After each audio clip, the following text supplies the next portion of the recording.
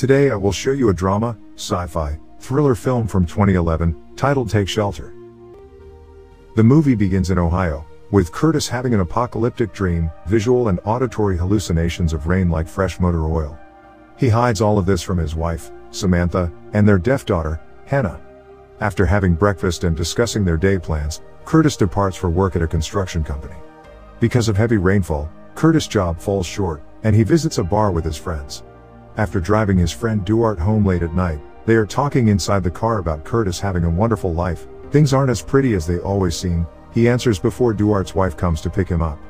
Curtis gets home, checks on his daughter. Samantha hugs him from behind, and tells that Hannah still doesn't play with other children, and she is worried about her. And also asks Curtis to clean up the trash pile in the back.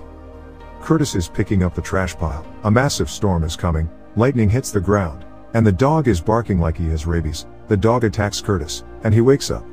It was another one of his dreams. He sits at the table and gets worried about their dog acting up like in his dream. At work, Curtis is still looking at his hand, feeling anxious about his vision, not paying attention to what his superiors are briefing him on. Before continuing work, Curtis visits a store to buy a doghouse and a fence for their dog. As they continue work, Curtis sees a swarm of blackbirds. He starts to sense that it might be an omen. At home, Curtis forgot about their visit to Hannah's deaf school to spend time with her. Samantha is mildly disappointed. All of Curtis's apocalyptic dreams always start with heavy rain that has the substance of oil. This one was no exception. With him driving Hannah, no road visibility, he crashes and has a hallucination of someone taking his daughter and strangling him, which makes him wake up gasping for air. Samantha and Hannah are going to their sales booth while Curtis stays home because he looks sick. Curtis builds his dog a fenced doghouse and apologizes to him. It just has to be like that for now. He finds a key for the shelter and checks its condition. At the sales booth, Samantha is annoyed at a customer that underpriced her product but still makes the sale for customer's price, meaning money is an issue for them. Samantha asks Curtis why he put his dog outside. He has always been an inside dog. Without giving much of an explanation, he says that it's his dog and he will be out. A moment later, Curtis is having another nightmare. It's raining, and his daughter is looking outside through the window. As Curtis comes closer, a man is standing there. It scares him. The ground starts to shake. Electricity goes off. The man from outside is trying to break in. The whole furniture levitates as if the house is falling. Curtis looks like he is in excruciating pain. He wakes up and realizes he has wetted the bed. His wife comes in, still worried about him not feeling well, asks if she should cancel today's dinner. Curtis says it's okay. He will be fine. After cleaning up bed sheets, he takes his daughter to the library and gets a book on mental illness. While heading home, Curtis visits a shop and stocks up on canned provisions. Back at home, Samantha is with guests at the table. When he arrives, she scolds him for being late. Curtis is disappointed. He tells everyone at the table that he is going to clean up the shelter. In the morning, he sees a doctor, whom he asks for medicine for sleep.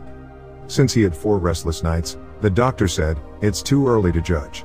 Still, after explaining his situation, he gives him a prescription and a number for a psychiatrist in Columbus. Curtis takes the sleeping pills, and it looks like they worked wonders. Finally, a calm night's sleep. At the table, his wife even points out that he looks much better. At his job, Curtis gets scared by the sound of thunder, but Duarte doesn't hear anything, and the skies are clear. He started having a panic attack, even vomiting, so he took off his job. Curtis's anxiety is taking a turn, so he decides to channel it into building a shelter. He buys a container and later visits his mom Sarah, who has paranoid schizophrenia. It surfaced in her about the same age as Curtis is now. He decided to know how it all started for her, thinking maybe he also is mentally ill. As Curtis is filling up his car with gas, he calls to cancel an appointment with a psychiatrist in Columbus because it's far and money is tight. However, he is still calculating his expenses for shelter construction. Later, he is taking a home improvement loan he can ill afford to start building the shelter without telling his wife. Curtis tells Duarte about his idea to build a shelter and asks for his help. Duarte asks if he is alright. He answers that he is not. Curtis sees a counselor at a free clinic, with whom he talks about his family's psychological history. Unfortunately, the counselor cannot help Curtis since she is not a certified psychotherapist. Curtis has difficulty distinguishing his hallucinations from reality, with his wife and daughter in the back seat. He asks, is anyone seeing this? Lightning striking the ground. Curtis breaks work rules by borrowing equipment from his work, and his friend Duarte is helping him with the shelter construction.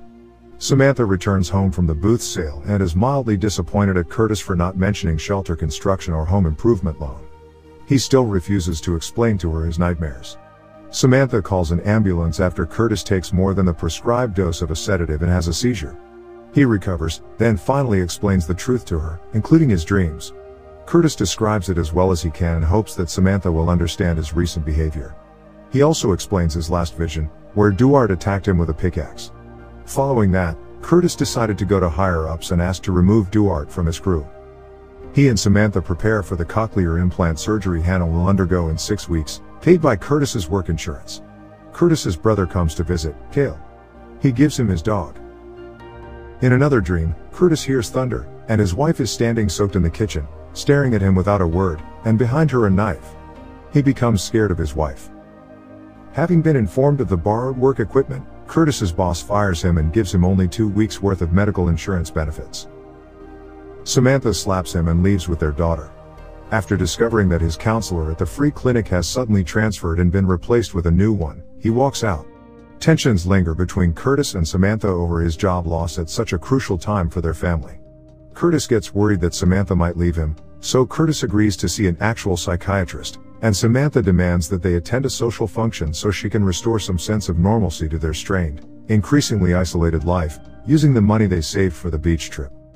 While attending the Lions Club community canteen, a bitter Duarte confronts Curtis for cutting him loose after all they've been through. Duarte is provoked and punches him. Enraged, Curtis knocks Duarte to the floor, overturns a table, and unleashes a frightening verbal tirade upon everyone present. He prophetically shouts that a devastating storm is coming, insisting that none of them is prepared. He is putting the whole neighborhood against them. While Curtis is fixing his car, Hannah wanders off to the street. He grabs her and sees a swarm of blackbirds flying and a storm approaching. Birds start suddenly falling from the sky, and a tornado warning is heard. It was a dream, except for the tornado warning sound. They grab Hannah and head to the shelter. Equipping the gas masks, they fall asleep. Samantha wakes Curtis up, prompting him to take off the mask. She asks him to open the door, but he asserts that the storm isn't over yet. Samantha pleads to open the door that it's his imagination, outside is calm. After a tense standoff, Curtis throws open the doors into the blinding sun. A strong but bearable storm has passed, and neighbors are cleaning up broken tree limbs and other yard debris as power company trucks restore electricity along the street. A psychiatrist advises the couple to go through with their planned annual beach vacation, but that Curtis will need to get psychiatric care in a facility away from his family upon their return. At Myrtle Beach, while Curtis is building sandcastles with Hannah, she signs the word storm.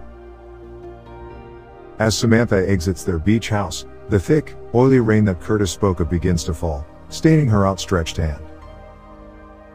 Samantha looks up to a bigger version of the ominous storm clouds Curtis had seen, massing over the ocean. Tornado-like waterspouts reach down to the ocean's surface, and the tide pulls back as a tsunami looms in the distance.